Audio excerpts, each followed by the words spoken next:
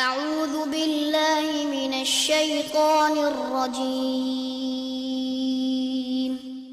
بسم الله الرحمن الرحيم السلام علیکم ورحمۃ اللہ وبرکاتہ۔ ان الحمد للہ نحمده ونستعینه ونستغفره ونعوذ باللہ من شرور انفسنا ومن سیئات اعمالنا من يهده الله فلا مضل له ومن يضلل فلا هادي له واشهد ان لا اله الا الله وحده لا شريك له واشهد ان محمدا عبده ورسوله يا ايها الذين امنوا اتقوا الله حق تقاته ولا تموتن الا وانتم مسلمون يا ايها الناس اتقوا ربكم الذي خلقكم من نفس واحده وخلق منها زوجها وبث منهما رجالا كثيرا ونساء واتقوا الله الذي تساءلون به والأرحام إن الله كان عليكم رقيبا يا أيها الذين آمنوا اتقوا الله وقولوا قولا سديدا يصلح لكم أعمالكم ويغفر لكم ذنوبكم ومن يطع الله ورسوله فقد فاز فوزا عظيما أما بعد فإن خير الحديث كتاب الله وخير الهدي هدي محمد صلى الله عليه وسلم وشر الأمور محدثاتها وكل محدثة بدعة وكل بدعة ضلالة وكل ضلالة في النار۔ شرح السنہ امام بربہاری رحمہ اللہ کی عظیم الشان تالیف، عظیم الشان کتاب ہے۔ اس کے عظیم الشان ہونے کے لیے اتنا کہہ دینا کافی ہے کہ بہت سے علماء کرام نے اس کتاب کو پڑھا، پڑھایا، اس کی شرح لکھی، اس کی شرح کی، اور اب مجھے اور آپ کو اللہ تعالیٰ یہ موقع عنایت فرما رہے ہیں کہ ہم بھی اس کتاب کو پڑھیں اور سمجھیں اور اس کے مطابق اپنی اصلاح کریں۔ کتاب کو بعد میں آنے والوں نے نمبر لگا کر کئی ایک مسئلوں میں تقسیم کر دیا ہے، اور جو اس کے ٹوٹل مسئلے ہیں بلکہ وہ بھی آج میں آپ کو بتا دوں۔ ٹوٹل مسئلے شاید اس کے 150 کے قریب ہیں، اور آج جو مسئلہ ہم پڑھنے لگے ہیں وہ مسئلہ نمبر 109 ہے، 109۔ اور یہاں پہ امام بربہاری کہہ رہے ہیں وَجَمِيعُ مَا وَصَفْتُ لَكَ فِي هَذَا الْكِتَابِ فَهُوَ عَنِ اللَّهِ وَعَنْ رَسُولِ اللَّهِ صلی اللہ علیہ وسلم وعن اصحابہ وعن التابعین والقرن الثالث الى القرن الرابع۔ وہ سب کچھ جو میں نے آپ کے لیے اس کتاب میں ذکر کیا ہے، بیان کیا ہے، تو وہ اللہ تعالیٰ کی طرف سے ہے اور اللہ کے رسول صلی اللہ علیہ وسلم کی طرف سے ہے اور آپ کے صحابہ کرام کی طرف سے ہے اور ان کے بعد آنے والے تابعین کی طرف سے ہے اور 30ویں صدی سے لے کر 4تھی صدی تک کے علماء کرام کی طرف سے ہے۔ امام بربہاری اپنی اس کتاب کی اہمیت بیان کر رہے ہیں اور کہہ رہے ہیں کہ آپ اس کتاب کو ہلکا نہ لیں۔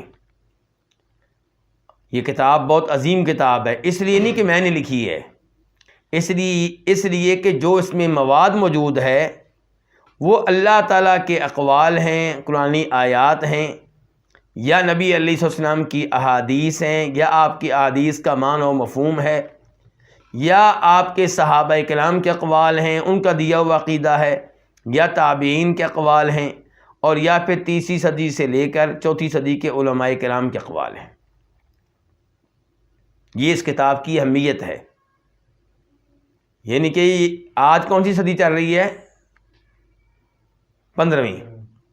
یہ 15ویں صدی کے علماء کرام کی باتیں نہیں ہیں، یہ اب میں کہہ رہا ہوں، کتاب کے مؤلف تو نہیں کہہ رہے، ظاہر ہے یہ پرانے علماء کرام کی باتیں ہیں، یہ صحابہ کرام کا دیا ہوا عقیدہ ہے، یہ تابعین کا دیا ہوا عقیدہ ہے، یہ احادیث سے اخذ کردہ عقیدہ ہے، یہ قرآن سے اخذ کردہ عقیدہ ہے۔ یہ اہمیت ہے اس کتاب کی۔ اچھا، امام بربہاری نے آخر میں کہا ہے 30ویں صدی سے لے کے 4 صدی تک کے علماء کرام کے اقوال موجود ہیں۔ 5ویں صدی کے علماء کرام کے اقوال کیوں موجود نہیں ہیں؟ کیونکہ امام بربہاری خود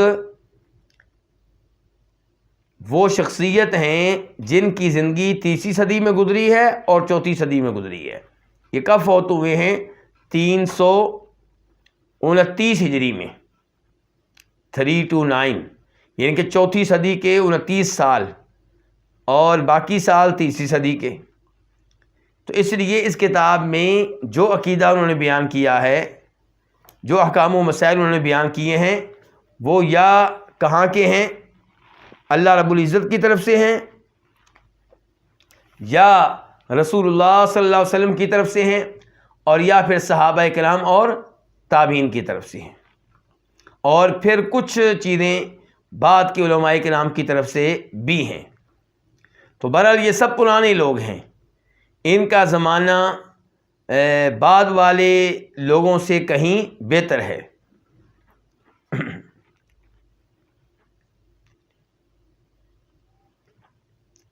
اس کے بعد امام بربہاری کہتے ہیں فاتق اللہ یا عبد اللہ، اس لیے آپ اللہ سے ڈریں اے اللہ کے بندے۔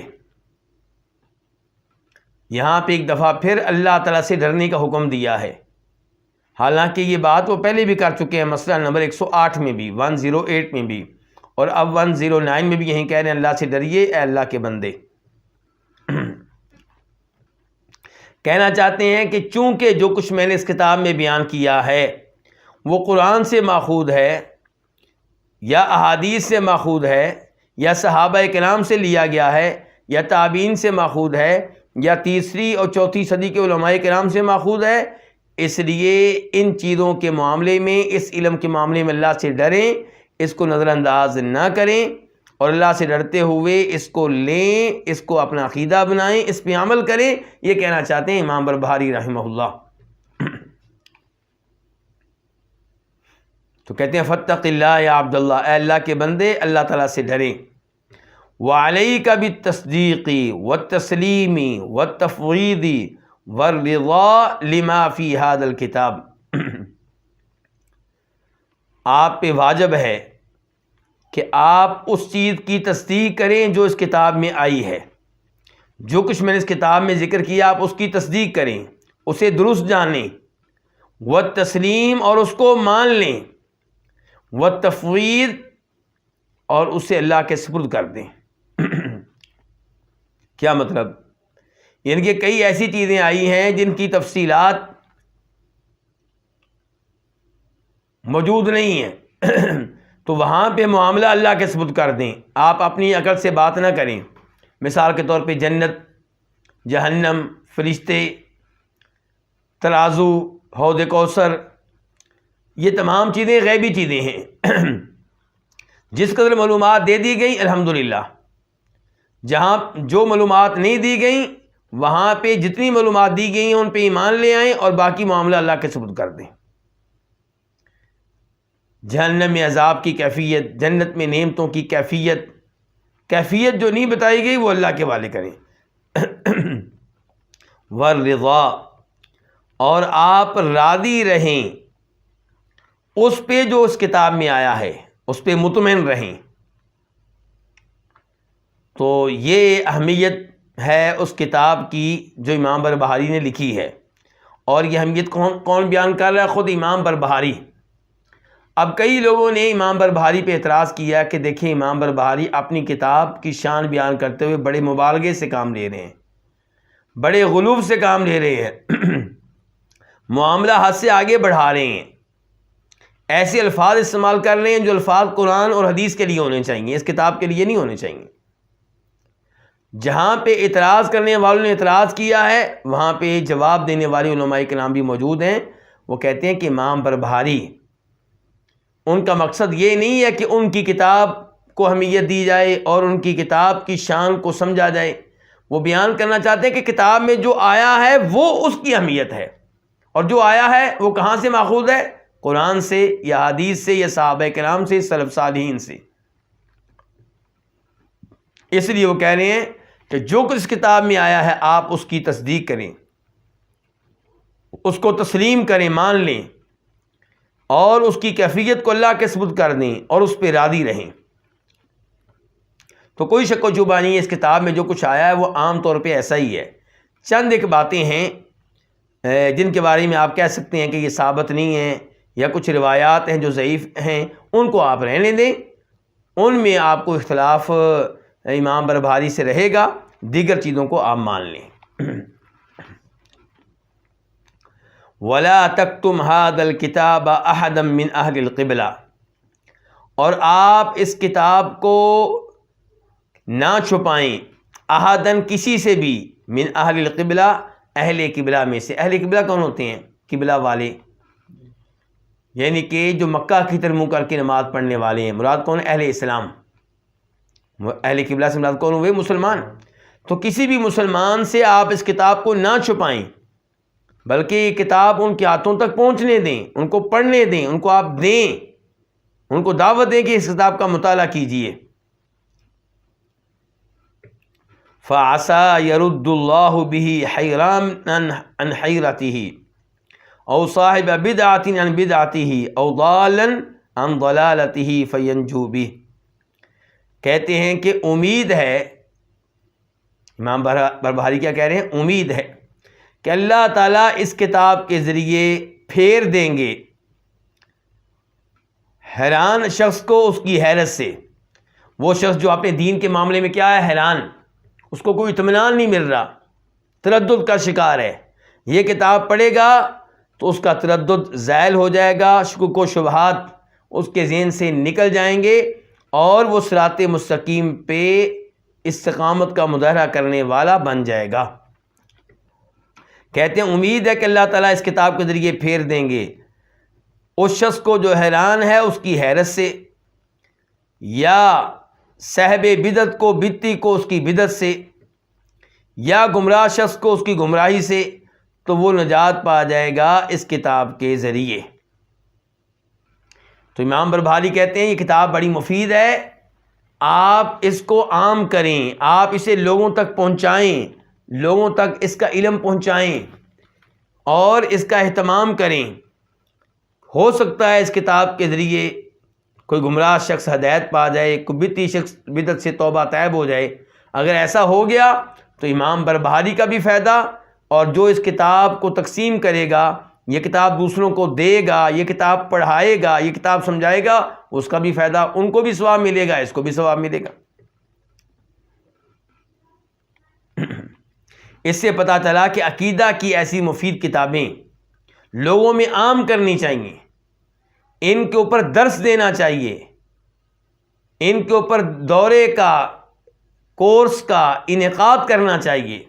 ایسی کتابیں آپ پڑھیں، اپنی بیگم کو پڑھائیں، اپنے بچوں کو پڑھائیں، رشتہ داروں کو پڑھائیں، یہ علم کو عام کیا جائے۔ اور آپ جانتے ہیں کہ جب انسان فوت ہوتا ہے اس کے سارے اعمال کا سلسلہ منقطع ہو جاتا ہے، لیکن چند ایک اعمال کا فائدہ بعد میں بھی ہوتا رہتا ہے۔ ان میں سے کیا؟ علم، وہ شرعی علم جو آپ نے کسی کو دیا اور اس سے لوگ فائدہ اٹھا رہے ہیں۔ کسی کا عقیدہ آپ نے ٹھیک کر دیا، اب وہ صحیح عقیدے پہ ہے، شرک سے بچا ہوا ہے، تو آپ کو بھی ثواب ملے گا، اس کو بھی ثواب ملے گا۔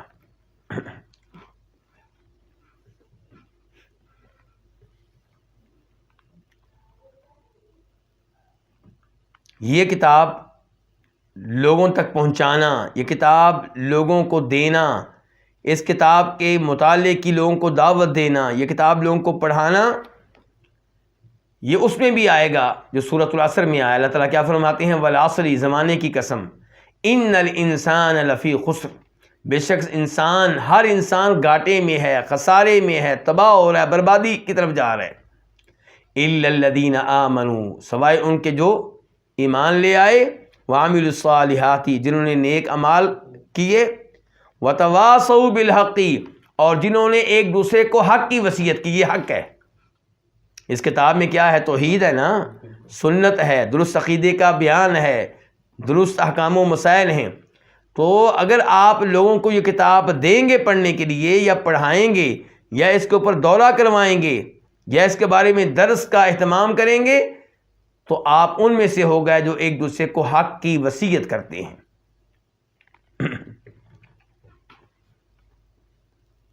اس کے بعد امام بربہاری پھر کہتے ہیں ایک دفعہ، یہ مسئلہ وہیں جاری ہے 109 کہتے ہیں فاتق اللہ، پس آپ اللہ سے ڈریے، وعلیک بالامر الاول العتیق، اور آپ اختیار کریں پہلے اور قدیم معاملے کو، یعنی کہ اس دین پہ عمل کریں جو قدیم ہے، اس دین پہ عمل کریں جو پہلا دین ہے، نئے دین پہ عمل نہیں کرنا۔ اور پرانا دین کون سا ہے؟ جو اللہ تعالیٰ نے اتارا۔ پرانا دین کون سا ہے؟ جو نبی علیہ السلام کی صحیح حدیث کی شکل میں ہے۔ پرانا دین کون سا ہے؟ جس پہ صحابہ کرام عمل کرنے والے تھے، جس پہ سلف صالحین چلنے والے تھے۔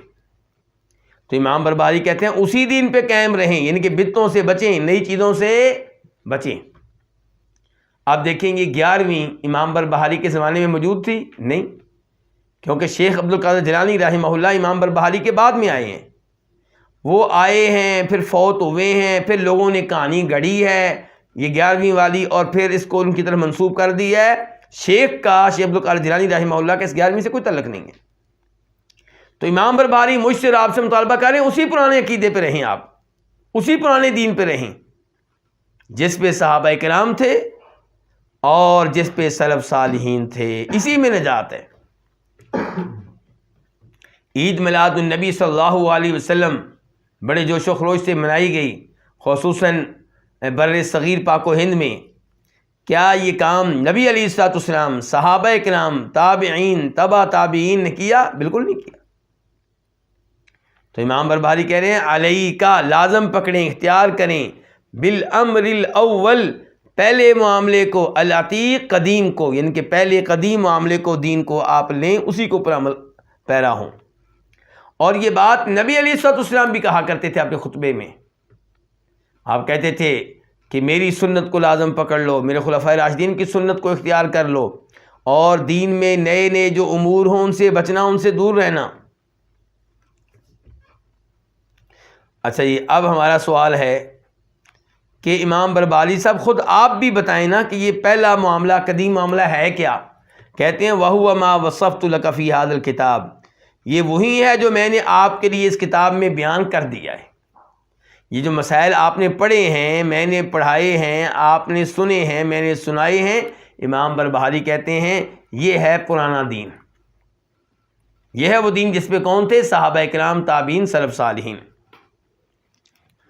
کہتے ہیں فرحم اللہ عبدا ورحم والدیہ قرأ ھذا الکتاب، اللہ تعالیٰ رحم کرے اس بندے پہ اور رحم کرے اس کے والدین پہ بھی جو اس کتاب کو پڑھے۔ امام بربہاری کہتے ہیں اللہ اس بندے پہ رحم کرے جو اس کتاب کو پڑھے، اور اس کے والدین پہ بھی اللہ رحم کرے۔ وبثہ، اور جو اس کتاب کو نشر کرے، اسے پھیلائے، لوگوں میں عام کرے۔ وعمل بہ، اور جو اس پہ عمل کرے۔ ودعا الیہ، اور جو اس کی دعوت دے۔ واحتج بہ، اور جو اس کو حجت سمجھے، اس کو دلیل سمجھے۔ فإنہ دین اللہ و دین رسول اللہ، کیونکہ یہ کتاب اللہ کا دین ہے اور اللہ کے رسول علیہ السلام کا دین ہے۔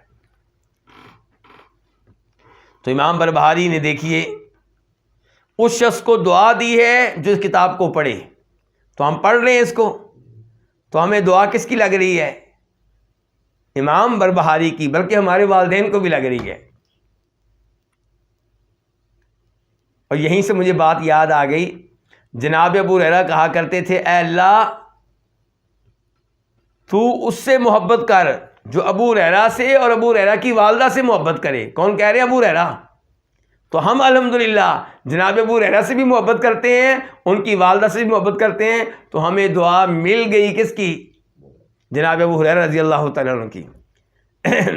کتنے خوش نصیب ہیں وہ لوگ جو احادیث پڑھتے ہیں، ایسی کتب پڑھتے ہیں۔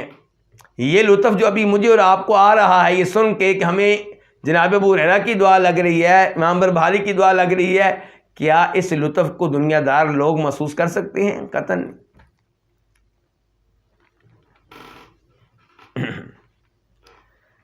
اور ہمارے والدین کو بھی دعا دے کے جا رہے ہیں امام بربہاری، کہتے ہیں اللہ تعالیٰ رحم کرے اس بندے پہ جو اس کتاب کو پڑھے اور ووسہ اور اس کو نشر کرے پھیلائے، وعمل بھی اور اس پہ عمل کرے اور اس کی دعوت دے اور اس کو حجت سمجھے، اس کو حجت بنائے، ورحم والدیہ اور اس کے والدین پہ بھی اللہ رحم کرے۔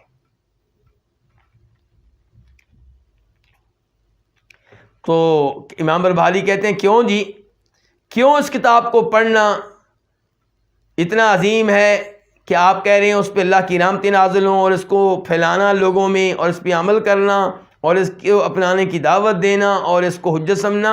امام بربہاری کہتے ہیں اس لیے کہ یہ اللہ کا دین ہے اور اللہ کے رسول کا دین ہے۔ تو ان الفاظ پہ بھی کچھ لوگوں نے اعتراض کیا ہے، وہ کہتے ہیں اتنے بڑے الفاظ اس کتاب کے لیے نہیں بولنے چاہیے، اتنے الفاظ تو قرآن کے لیے بولنے چاہیے۔ ان کی یہ کہنا چاہیے کہ اللہ تعالیٰ رحم کرے اس شخص پہ اور اس کے والدین پہ جو قرآن پڑھے اور قرآن کو پھیلائے اور قرآن پہ عمل کرے اور قرآن کی دعوت دے اور قرآن کو حجت سمجھے، اور قرآن اللہ کا دین، اللہ کے رسول کا دین ہے۔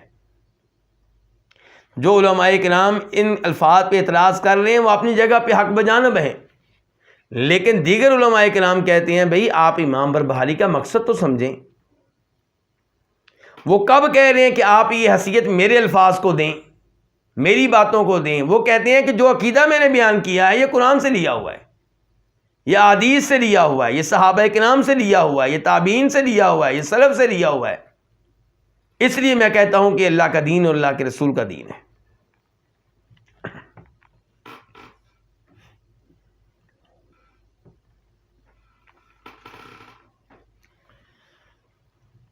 تو یہ کتاب جو ہے اہل سنت والجماعت کے عقائد پہ مشتمل ہے، اور جس زمانے میں امام بربہاری نے کتاب لکھی ہے اس زمانے میں اس سے بہتر کتابیں موجود تھیں،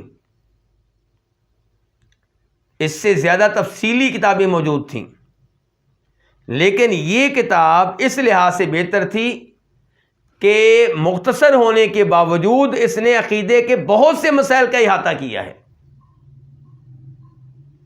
ورنہ عام طور پہ اس زمانے میں عقیدے کی کتابیں یا تو بہت لمبی تھیں یا عقیدہ کی باتیں احادیث کی کتب کے ضمن میں ذکر کر دی جاتی تھیں، یا عقیدہ کی کتابیں کسی ایک خاص مسئلے پہ ہوتی تھیں۔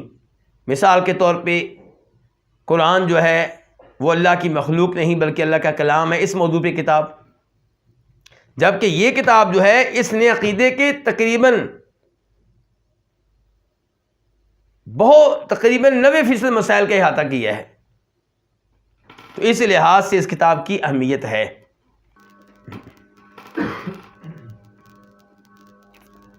اس کے بعد امام بربہاری کہتے ہیں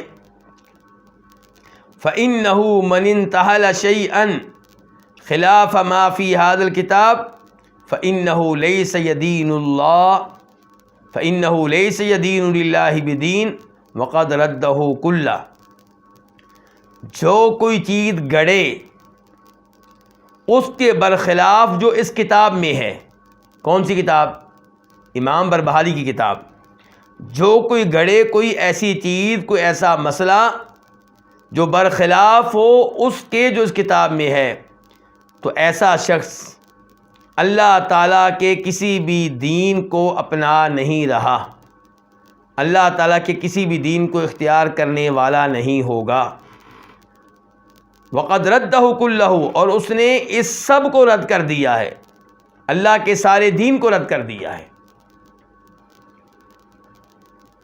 امام بربہاری کہتے ہیں کہ جو کوئی ایسی چیز لے کر آئے جو اس عقیدے کے خلاف ہو جو اس کتاب میں ہے، اور جو اس کتاب میں عقائد ہیں وہ کن کے ہیں؟ قرآن سے لیے ہوئے، احادیث سے لیے ہوئے، صحابہ کرام کا عقیدہ، سلف صالحین کا عقیدہ۔ اس لیے امام بربہاری بڑی جرأت کے ساتھ کہہ رہے ہیں کہ جو کوئی ایسی چیز گڑے جو اس کے برخلاف ہو جو اس کتاب میں ہے، تو وہ اللہ تعالیٰ کے لیے کسی بھی دین کو اپنانے والا نہیں ہوگا، اللہ تعالیٰ کے کسی بھی دین کو اختیار کرنے والا نہیں ہوگا۔ وَقَدْ رَدَّهُ كُلَّهُ، اور اس نے اس پورے دین کو رد کر دیا ہے۔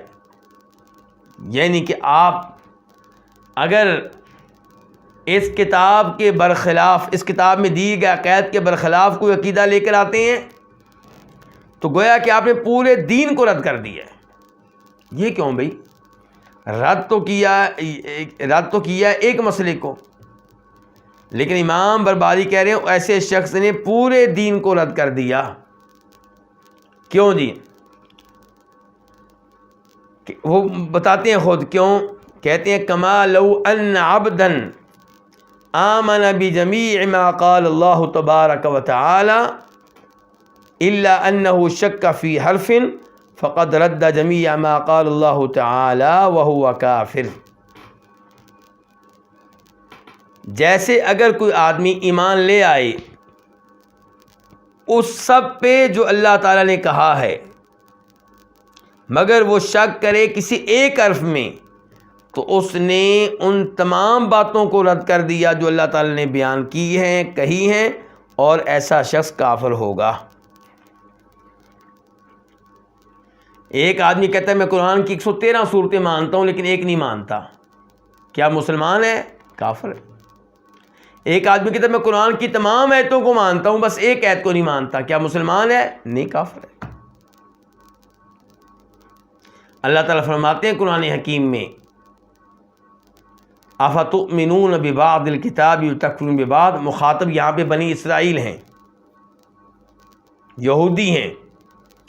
افتؤمنون ببعض الکتاب وتکفرون ببعض، کیا تم کتاب کے کچھ حصے پہ ایمان لاتے ہو اور کچھ کے ساتھ کفر کرتے ہو، کچھ کو ماننے سے انکار کر دیتے ہو؟ اللہ تعالیٰ یہ مذمت کے انداز میں کہہ رہے ہیں، ڈانٹنے کے انداز میں کہہ رہے ہیں۔ اس کے بعد اللہ تعالیٰ فرماتے ہیں فما جزاء من يفعل ذلك منكم الا خزي في الحیاۃ الدنیا ویوم القیامۃ یردون الی اشد العذاب۔ یہ سورہ بقرہ کی آیت نمبر 85 کہ جو شخص یہ حرکت کرے کہ کتاب کے ایک حصے پہ ایمان لے آئے اور ایک حصے کو مسترد کر دے، ریجیکٹ کر دے، تو اسے دنیا میں بھی رسوائی ملے گی اور قیامت کے دن اسے شدید ترین عذاب میں ڈال دیا جائے گا۔ اس کا مطلب یہ ہے کہ قرآن کی 113 صورتیں مان لی جائیں، ایک کا انکار کر دیں، ایسا شخص مسلمان نہیں ہے۔ مومن وہ ہے جو اللہ کے کلام کی ایک ایک آیت کو مانے، ایک ایک جملے کو مانے، ایک ایک لفظ کو مانے۔ جو ایک حصے پہ ایمان لائے، ایک حصے کا انکار کرے، وہ اللہ پہ ایمان لانے والا نہیں کہلائے گا، وہ ایمان لانے والا کہلائے گا کس پہ؟ اپنی ضمیر پہ، اپنی عقل پہ، کہ جس چیز کو اس کا ضمیر مانتا ہے اس کو مان لیتا ہے، جس چیز کو اس کی عقل قبول کرتی ہے اس کو مان لیتا ہے، اور جس کو اس کا ضمیر قبول نہیں کرتا، اس کی عقل قبول نہیں کرتی، اس کو مسرد کر دیتا ہے۔ یہ پھر ایمان لایا اللہ پہ نہیں، اللہ کے کلام پہ نہیں، اپنے ضمیر پہ اور اپنی عقل پہ۔ اور آج یہی کچھ ہو رہا ہے۔ امام بربہاری تو اپنے زمانے کی باتیں کر رہے ہیں، میں کہتا ہوں ہمارے زمانے میں یہی کچھ ہو رہا ہے۔ یہ بہت سے ایسے لوگ جن سے میں اور آپ بہت متاثر ہو جاتے ہیں، یار کتنا اچھا یہ ڈاکٹر ہے، ڈاکٹر ہونے کے باوجود دینی باتیں کرتا ہے، کتنا اچھا یہ انجینئر ہے، حالانکہ یورپ سے پڑھ کر آیا پھر بھی دینی باتیں کرتا ہے۔ لیکن جب آپ اس کے پاس بیٹھیں گے، کچھ وقت گزاریں گے، پتہ چلے گا دین کی کئی باتوں کو وہ مانتا ہی نہیں۔ مثال کے طور پہ بڑی آسانی سے بیٹھے بیٹھے وہ کہہ دے گا یہ داڑھی یہ دین کا حصہ نہیں ہے، یہ عربوں کا کلچر تھا۔ تو منکر ہو گیا نا دین کے ایک حصے کا۔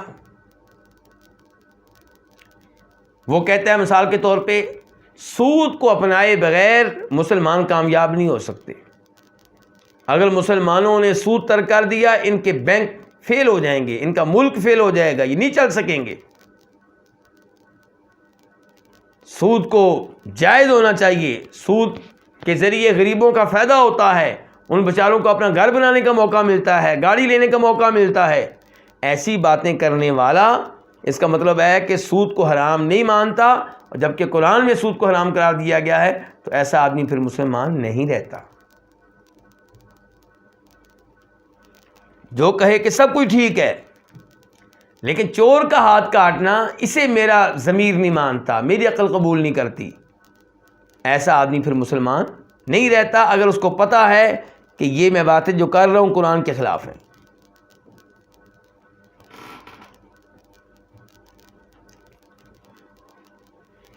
تو امام بربہاری کہہ رہے ہیں کہ کما لو ان عبدن، جیسے اگر کوئی بندہ آمن بجمیع ما قال اللہ تبارک و تعالی، ایمان لے آئے اس سب پہ جو اللہ نے کہا ہے تبارک و تعالی، یعنی کہ اس اللہ نے کہا جو بابرکت بھی ہے بلند و بالا بھی ہے، تو کیا ہوگا؟ سب پہ ایمان لے آئے، الا انہ شکا، لیکن اس نے شک کیا، فی حرف، ایک حرف میں، اللہ کے کلام کے ایک حرف میں کیا کیا؟ شک کیا، فقد رد جمیع ما قال اللہ، تو یقیناً اس نے اس سب کو رد کر دیا جو اللہ نے کہا ہے، اور ایسا شخص کافر ہوگا۔ آج لوگ ہم سے یہ توقع رکھتے ہیں کہ ہم یہ دیکھیں کہ فلاں سیاستدان یا فلاں مشہور آدمی وہ دین کی ساری باتوں کو مانتا ہے، بس ایک ہی بات کو ریجیکٹ کیا۔ آپ ایک بات کی طرف دیکھتے ہیں، جو 99 مانتا ہے اس کی طرف کیوں نہیں دیکھتے؟ یہ ہم سے کہا جاتا ہے۔ ہمارا جواب یہ ہے کہ بالکل ہم ان 99 باتوں کی طرف نہیں دیکھیں گے جو اس نے قبول کر لی ہیں، ہم اس ایک بات کی طرف دیکھیں گے جو اس نے ریجیکٹ کر دی ہے، اور ایسا شخص کافر ہو جائے گا۔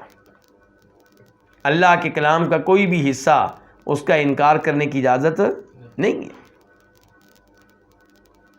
آپ کا بھائی آپ کے والد صاحب کی سبھی باتیں مانتا ہے، لیکن ایک بات نہیں مانتا، بلکہ ایک دفعہ اس نے آپ کے والد صاحب کو تھپڑ بھی مار دیے تھے، تو کیا کہیں گے؟ بڑا اچھا ہمارا بھائی ہے، اتنی باتیں اس نے مانی ہوئی ہیں، بس ایک ہی بات کا انکار کیا، بس ایک دفعہ تھپڑ مارے ہیں۔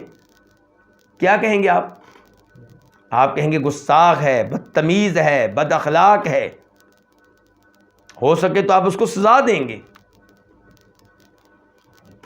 تو یہ میٹھے میٹھے جو الفاظ ہیں نا کہ جناب والا وہ دیکھیں ساری باتیں مانتا ہے، ایک کا انکار کیا ہے۔ مثال کے طور پہ کئی ہمارے سیاستدان وہ یہ کہہ دیتے ہیں کہ اگر میں، بلکہ ایک شخصیت تھی جو بہت معروف تھے رفاہی امور میں، خدمت خلق کے امور میں، لوگوں کی خدمت، لوگوں کے کام آنا، اس شعبے میں، وہ کہا کرتے تھے کہ اگر میں جہنم میں چلا گیا تو وہاں پہ بھی میں جہنمیوں کی خدمت کروں گا۔ انا للہ و انا الیہ راجعون۔ اس کا مطلب یہ کہ اللہ کے عذاب کو یہ سمجھ نہیں سکا۔ اس کا مطلب ہے کہ اس کے نزدیک جہنم کی کوئی حیثیت نہیں ہے خاص، اس کو کوئی ڈر خوف نہیں ہے کہ وہاں پہ کیا بننے والا ہے۔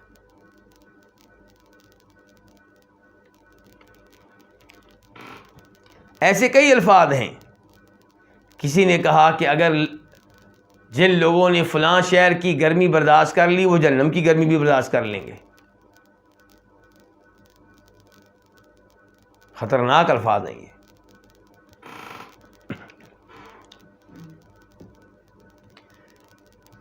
تو خلاصہ کلام یہ ہے کہ امام بربہاری اس وقت ہمیں کیا بتا رہے ہیں کہ قرآن کی کسی ایک آیت کا انکار، یا انکار نہیں، شک و شبہ، قرآن کے کسی ایک عقیدے میں شک و شبہ، کسی ایک آیت کا میں شک و شبہ کرنے والا مسلمان نہیں رہتا، کافر ہو جاتا ہے۔ قرآن بار بار قیامت کے بارے میں بتاتا ہے، قرآن بار بار بتاتا ہے کہ لوگوں کو قبروں سے دوبارہ اٹھایا جائے گا۔ قرآن بتاتا ہے کہ دنیا میں آدم علیہ السلام آئے تھے اور ان کو مٹی سے پیدا کیا گیا تھا اور پھر ان کو زمین پہ اتارا گیا تھا۔ اگر کوئی یہ چیزیں نہ مانے اور کئی خرافات ہیں، ایسی کہانیاں ہیں، تو ایسا آدمی مسلمان نہیں رہے گا۔ کہتے ہیں کما ان شہادت اللہ الہ الا اللہ لا تقبل من صاحبها الا بصدق النیت و خالص الیقین، جیسا کہ لا الہ الا کی شہادت، لا الہ کی گواہی یہ قبول نہیں کی جائے گی من صاحبها، اس شخص سے جو یہ گواہی دے رہا ہے، مگر صدق نیت کے ساتھ اور خالص یقین کے ساتھ۔ یہ بڑی اہم بات بیان کی ہے، اور ہمارے بر صغیر پاک و ہند کے ماحول میں اس بات کو جاننا نہایت ضروری ہے۔ آج کئی لوگ قبروں کی پوجا کرتے ہیں، قبر والوں سے دعائیں کرتے ہیں، ہم کہتے ہیں تم شرک کر رہے ہو، کفریہ عمل کر رہے ہو، وہ کہتے ہیں بھائی ہم نے کلمہ پڑھا ہوا ہے، جس نے کلمہ پڑھ لیا وہ پکا توحیدی ہے۔ یہ لوگ سمجھتے ہیں کہ جس نے کلمہ پڑھ لیا اب اس کے ایمان کو کوئی خطرہ نہیں ہے، اس کی توحید کو کوئی خطرہ نہیں ہے، جبکہ یہاں پہ امام بربہاری کیا کہہ رہے ہیں؟ کہتے ہیں لا الہ الا اللہ کہہ دینا یہ قابل قبول تب ہوگا جب صدق نیت سے کہیں گے، سچائی کے ساتھ کہیں گے اور خالص یقین کے ساتھ، مکمل یقین کے ساتھ کہیں گے۔ مکمل یقین سے مراد کیا ہے؟ شک و شبہ نہ ہو۔ صدق نیت سے کیا مراد ہے؟ کہ آپ یہ سچ میں گواہی دے رہے ہوں، جھوٹ نہ بول رہے ہوں، اوپر اوپر سے نہ دے رہے ہوں۔ یہ جو دو چیزیں بیان کی ہیں امام بربہاری نے کہ لا الہ کا فائدہ تب ہوگا جب لا الہ میں دو چیزیں پائی جائیں، نمبر ایک سچائی صدق، نمبر دو یقین۔ ان دو چیزوں کو کیا کہا جاتا ہے؟ لا الہ الا اللہ کی شروط۔ کیا کہا جاتا ہے؟ لا الہ کی شروط 7 ہیں، ان میں سے 2 یہ ہیں۔ مثال کے طور پہ پہلی شرط یہ ہے کہ آپ کو پتہ ہو کہ لا الہ کہتے ہوئے آپ کیا کہہ رہے ہیں، پھر لا الہ کہنے کا فائدہ ہے، کیونکہ اللہ نے کیا فَاعْلَمْ أَنَّهُ لَا إِلَٰهَ إِلَّا اللَّهُ، کہ آپ کو معلوم ہونا چاہیے کہ لا الہ الا اللہ، کہ اللہ کے علاوہ کوئی معبود برحق نہیں۔ آج جو لوگ لا الہ پڑھنے کے باوجود شرک کرتے ہیں اس کے پیچھے کیا چیز ہے؟ کہ لا الہ الا اللہ کا علم نہیں ہے۔ زبان سے وظیفہ پڑھتے ہیں لا الہ کا 1000 مرتبہ، تسبیح کے اوپر دانے کے اوپر دانہ پھینکتے چلے جاتے ہیں، لیکن ساتھ ساتھ شرک کر رہے ہوتے ہیں، کیونکہ انہوں نے لا الہ الا اللہ کو جانا ہی نہیں، سمجھا ہی نہیں۔ مشرکین مکہ سمجھ گئے تھے، کیا دلیل ہے سمجھ گئے تھے؟ دلیل یہ ہے کہ اس لیے کلمہ پڑھتے نہیں تھے۔ اگر ان کو لا الہ کا صحیح مفہوم نہ آتا ہوتا، اس سے واقف نہ ہوتے، تو وہ کیا کرتے؟ کلمہ پڑھ لیتے، پھر کیا حرج ہے جی اس میں؟ لیکن وہ جانتے تھے لا الہ کا مطلب کیا ہے، کہ یہ لات، یہ عزا، یہ ہبل، کسی سے آپ دعا نہیں کر سکتے، ان میں سے کسی کے نام پہ آپ بکرا ذبح نہیں کر سکتے، مشکل کشا حاجت روا ایک اللہ کو سمجھنا پڑے گا۔ لیکن آج کے لوگ لا الہ بھی پڑھ رہے ہیں اور ساتھ ساتھ لا الہ الا اللہ کی خلاف ورزیاں بھی کر رہے ہیں، اس کی دھجیاں اڑا رہے ہیں۔ لا الہ پڑھنے کی جو شرائط ہیں ان کو پورا نہیں کرتے۔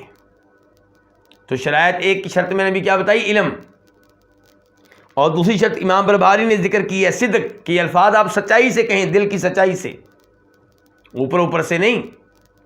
اور تیسرے نمبر پہ کیا ہے؟ خالص یقین سے کہیں، دل میں شک و شبہ نہ ہو، یقین ہو لا الہ کے اوپر۔ کیا دلائل ہیں ان شرائط کے؟ 2 شرطیں ذکر کی ہیں امام بربہاری نے، تو میں ان کے دلائل آپ کے سامنے رکھنا چاہوں گا، ذرا توجہ سے سنیے گا۔ پہلے نمبر پہ میں نے گزارش یہ کی تھی کہ ان الفاظ کا فائدہ تب ہوگا جب یہ الفاظ آپ کیسے کہیں گے؟ سچائی سے کہیں گے۔ تو کیا دلیل ہے اس کے بارے میں؟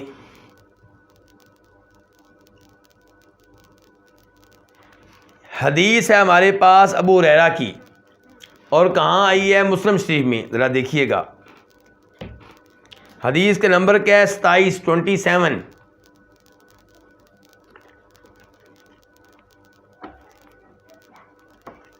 آپ کو پتہ چلے کہ شرائط ہم اپنی طرف سے بیان کرتے ہیں یا یہ باقاعدہ احادیث میں آئی ہیں۔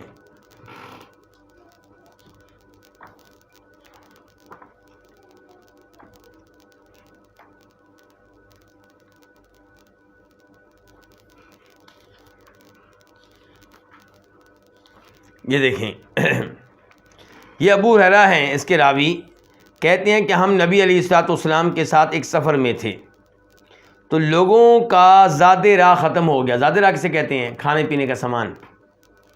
یہ کیا ہو گیا؟ ختم ہو گیا، یہ کہ ختم ہونے کے قریب ہو گیا، مراد یہ ہے۔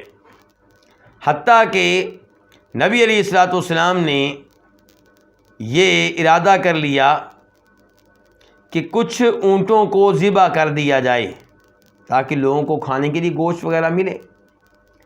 عمر فاروق نے کہا اللہ کے رسول کو مشورہ دیتے ہوئے، اے اللہ کے رسول صلی اللہ علیہ وسلم، جو لوگوں کے پاس تھوڑا بہت زاد راہ باقی رہ گیا، اگر آپ اسے جمع کر لیں اور پھر آپ اسے اپنے سامنے رکھ کے اللہ سے دعا کریں تو مراد یہ کہ کیا ہوگا، اللہ برکت ڈال دے گا۔ چنانچہ آپ نے ایسا ہی کیا، اعلان کر دیا گیا۔ اب جس کے پاس جو تھا وہ لا رہا تھا، گندم والا گندم لا رہا تھا، کھجوروں والا کھجوریں لا رہا تھا، اور جس کے پاس کھجوروں کی گٹھلیاں تھیں کھجوروں کی گٹھلیاں لا رہا تھا۔ آپ نے ان چیزوں کو سامنے رکھ کے دعا کی، پھر برکت یہ ہوئی کہ لوگوں نے اپنے برتن بھر لیے ذات راہ سے، لوگوں کے خالی برتن کیا ہو گئے، بھر گئے۔ تو تب آپ نے کہا تھا، آپ صلی اللہ علیہ وسلم نے، کہ اشہد ان لا الہ الا اللہ وانی رسول اللہ، میں شہادت دیتا ہوں اس بات کی، میں اعلان کرتا ہوں اس بات کا کہ اللہ کے علاوہ کوئی معبود برحق نہیں، اللہ کے علاوہ جن کی عبادت کی جاتی ہے وہ معبودان باطلہ ہیں، عبادت کے لائق نہیں ہیں، عبادت کے حقدار نہیں ہیں، عبادت کے لائق ایک اللہ ہے، وانی رسول اللہ، اور بے شک میں اللہ کا رسول ہوں۔ اس کے بعد آپ کہتے ہیں لا یلقى اللہ بہما عبد غیر شاک فیہما الا دخل جنہ، کوئی بھی بندہ یہ دونوں شہادتیں دے، کیا شہادت، کہ اللہ کے علاوہ کوئی عبادت کے لائق نہیں ہے اور محمد کیا ہیں، اللہ کے رسول ہیں، جو یہ دو شہادتیں دے گا، دو گواہیاں دے گا، ان دو چیزوں کا اقرار و اعتراف کرے گا، اور اقرار و اعتراف کرنے میں اس کے ہاں کوئی شک و شبہ نہ ہو، اس کو یقین ہو کہ واقعی محمد اللہ کے رسول ہیں، اور یقین ہو کہ اللہ کے علاوہ کوئی عبادت کے لائق نہیں ہے، فرمایا ایسا آدمی جنت میں جائے گا، پکی بات ہے۔ تو آپ بتا رہے ہیں کہ لا الہ کہنے کا فائدہ کس کو ہوگا پھر، جو لا الہ کہے اور شک و شبہ نہ ہو، جو یہ کہے محمد اللہ کے رسول اور شک و شبہ نہ ہو، اس کو فائدہ ہوگا۔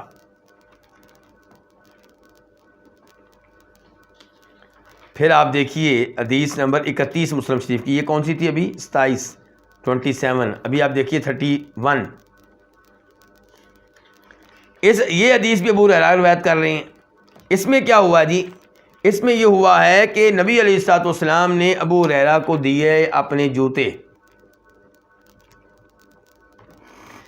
اور کہا ابو ہریرہ اذهب بنعلی ہاتین، میرے یہ دو جوتے لے کر جاؤ۔ جوتے کیوں دیے ہیں؟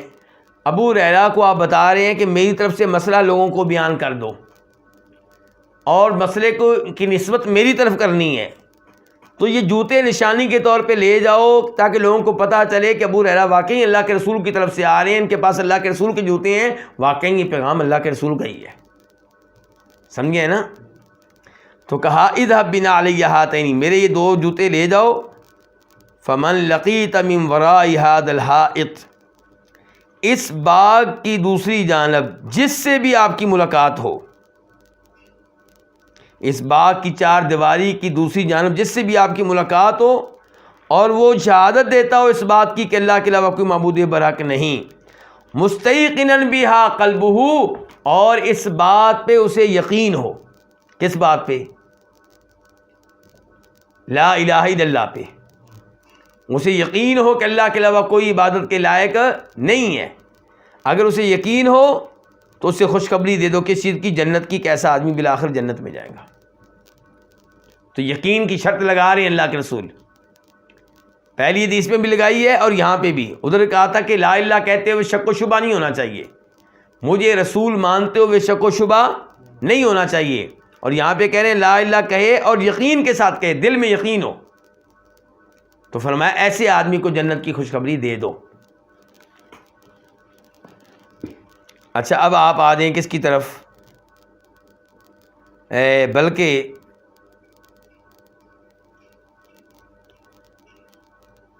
یہ جو سچائی کا مسئلہ بیان کر رہے ہیں کہ فائدہ تب ہوگا ایمان کا، توحید کے اقرار کا، رسالت کے اقرار کا، جب آپ یہ چیزیں بیان کریں سچائی کے ساتھ۔ اس کی مزید دلیل قرآن سے لے لیں آپ، یہ سورہ بقرہ ہے، آیت نمبر 8 سے لے کے 10 تک۔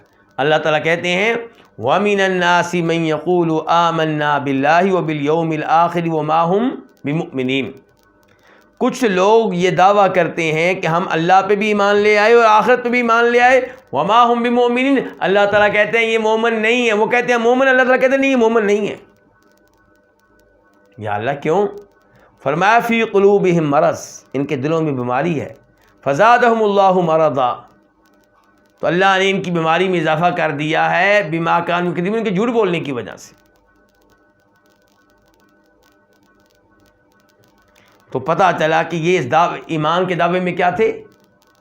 جھوٹے تھے۔ تو پھر فائدہ ہوا ایمان لانے کا؟ زبان سے اقرار کیا، اس کا فائدہ ہوا نہیں، بلکہ سورہ منافقون میں اللہ تعالی نے کہا اذا جاءک المنافقون قالوا نشهد انک لرسول اللہ واللہ یعلم انک لرسول واللہ یشہد ان المنافقین لکاذبون۔ جب منافق آپ کے پاس آتے ہیں وہ کہتے ہیں کہ ہم اقرار کرتے ہیں، اعلان کرتے ہیں، اعتراف کرتے ہیں، شہادت دیتے ہیں کہ آپ اللہ کے رسول ہیں۔ اللہ تعالیٰ کہتے ہیں کہ بالکل یہ بات صحیح ہے کہ آپ اللہ کے رسول ہیں، لیکن اللہ تعالیٰ یہ شہادت دے رہا ہے کہ منافق اس اقرار میں جھوٹے ہیں، دل سے یہ بات نہیں مانتے۔ تو پتہ چلا ایمان کا فائدہ تب ہوگا جب سچائی کے ساتھ آپ ایمان کا اعتراف اقرار کریں، لا الہ پڑھیں سچائی کے ساتھ، جھوٹ نہ بول رہے ہوں۔ ایسا نہ ہو کہ دل میں کفر ہو اور اوپر سے آپ کہہ رہے ہوں لا الہ الا اللہ محمد رسول اللہ۔ تو ہر کلمہ پڑھنے والے کو کلمہ پڑھنے کا فائدہ نہیں ہوتا، ہر کلمہ پڑھنے والے کو کلمہ پڑھنے کا فائدہ نہیں ہوتا۔ کلمہ پڑھنے کا فائدہ تب ہوگا جب کلمے کی شرائط پائی جائیں گی، علم، آپ کو پتہ ہو آپ کیا کہہ رہے ہیں، نمبر 2 سچائی، اور نمبر 3 کیا اس کے اوپر یقین ہو، نمبر 3 کیا اس کے اوپر کیا ہو، سچائی بھی ہو اور یقین بھی ہو۔ یہ دیکھیں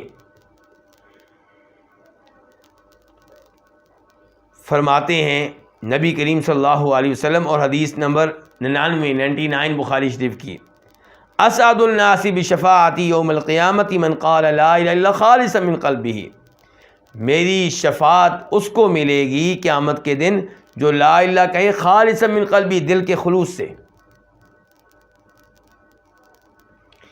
تو یقین بھی ضروری، سچائی بھی ضروری ہے۔ یقین کی مزید دلیل لے لیں آپ قرآن حکیم سے، سورہ حجرات آیت نمبر 15،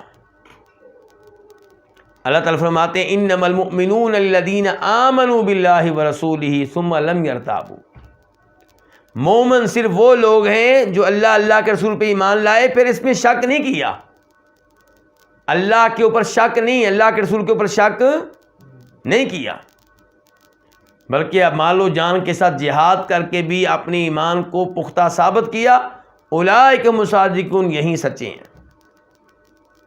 تو یہ وہ بات ہے جو امام بربہاری کہہ رہے ہیں، کیا کہتے ہیں؟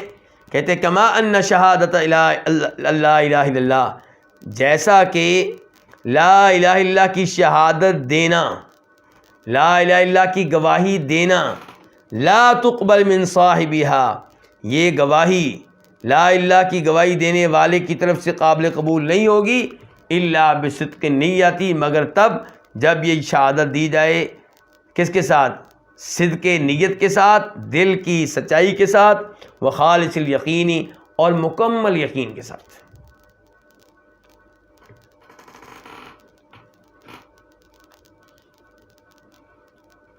اس کا مطلب یہ کہ اگر آپ ایمان رکھتے ہیں لیکن شکوک و شبہات بھی ہیں، پتہ نہیں قیامت آئے گی کہ نہیں آئے گی، پتہ نہیں محمد واقعی اللہ کے رسول تھے صلی اللہ علیہ وسلم، یا ویسے ہی مسلمانوں نے بات مشہور کر دی ہے، اس قسم کے شکوک و شبہات رکھتے ہیں تو پھر آپ مسلمان نہیں ہیں، مومن نہیں ہیں۔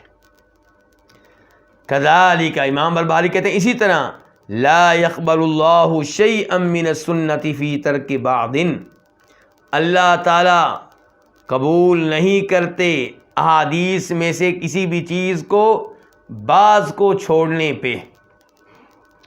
اگر آپ کچھ احادیث کو ماننے سے انکار کر دیں، کچھ کو لے لیں، تو اللہ رب العزت آپ کا یہ عمل قبول نہیں کریں گے۔ آپ یہ نہیں کہہ سکتے کہ جناب آپ بس میرے پیچھے پڑے ہوئے ہیں چند احادیث کی وجہ سے، باقی حدیثوں کی طرف دیکھیں وہ تو میں مانتا ہوں۔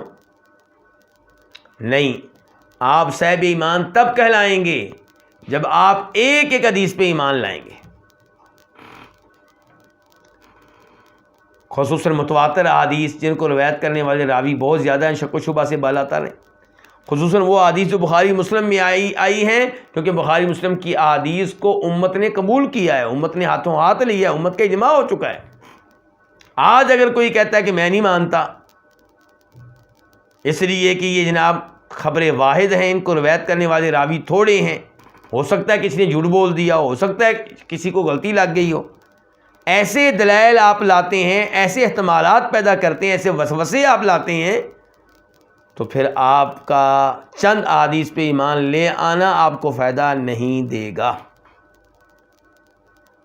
ہاں وہ حدیث جس کے بارے میں علماء حق کا اختلاف ہے کہ صحیح ہے کہ ضعیف ہے، وہاں پہ اگر آپ دلائل کی روشنی میں اس نتیجے پہ پہنچے ہیں کہ یہ حدیث ضعیف ہے تو انشاءاللہ آپ معذور ہیں اور آپ نے پھر کوئی گناہ نہیں کیا۔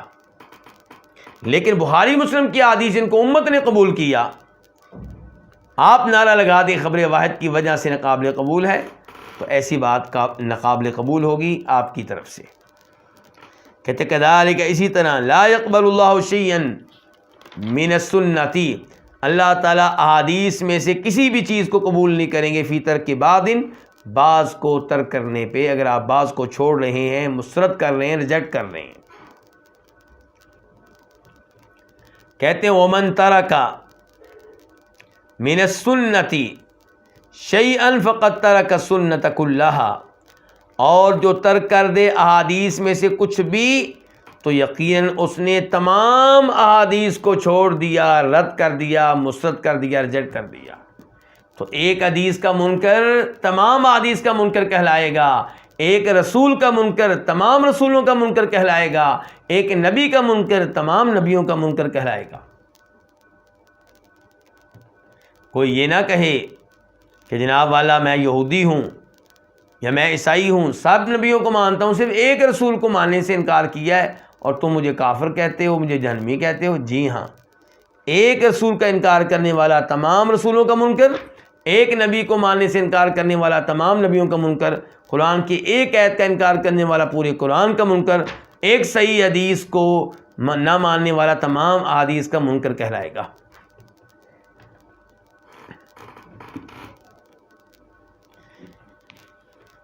کئی لوگ بخاری مسلم کی احادیث کو رد کر دیتے ہیں، کیوں؟ کیونکہ یہ عقیدہ کے موضوع پہ ہیں اور عقیدہ میں ہم وہی قبول کریں گے جو متواتر ہوگی۔ تو یہ بخاری مسلم کی احادیث کو ریجیکٹ کر رہے ہیں۔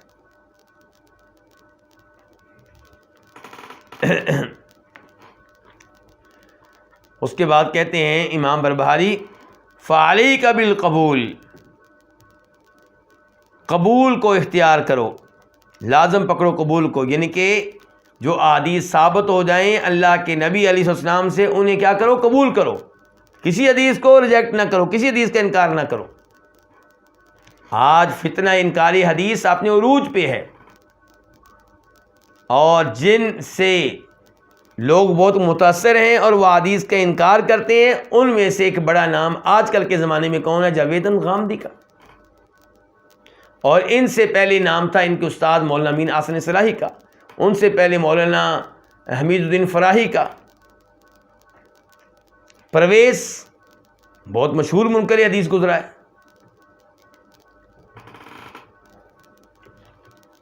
اب یہ لوگ چند حدیث کو مانتے ہیں جو ان کے خیال کے مطابق قرآن کے مطابق ہیں، ان چند حدیث کو مانتے ہیں جو ان کی عقل کے مطابق ہیں، اور لوگ کہتے ہیں لو جی غامدی صاحب تو بڑے حدیث کے حوالے دیتے ہیں، آپ ایسے کہتے ہیں وہ حدیث کا انکار کرتے ہیں۔ ہم ان 100 حدیث کی طرف نہیں دیکھیں گے جن کو غامدی صاحب مانتے ہیں، ہم ان 5 حدیث کی طرف دیکھیں گے جن کا وہ انکار کرتے ہیں۔